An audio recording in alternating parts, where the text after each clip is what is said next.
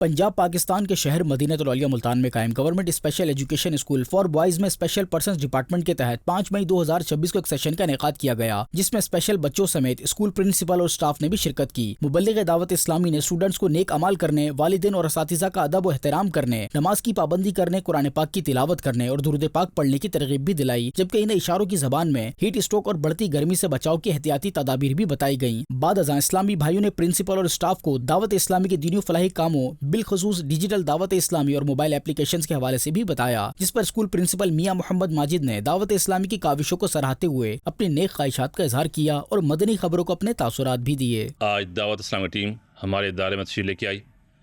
और ख़ास तौर पर डिजिटल टेक्नोलॉजी के हवाले से एक अवेयरनेस सेशन का इनकार किया गया, जिसमें स्पेशल पर्सन के लिए जो डिजिटल ऐप लॉन्च की गई है उसकी अवेयरनेस के लिए बच्चों को बताया गया कि आप दावत इस्लामी की स्पेशल पर्सन की जो डिजिटल ऐप है उसको सर्च करें, उसको देखें रोज़ाना की बुनियाद पर, और जो भी दावत इस्लामी की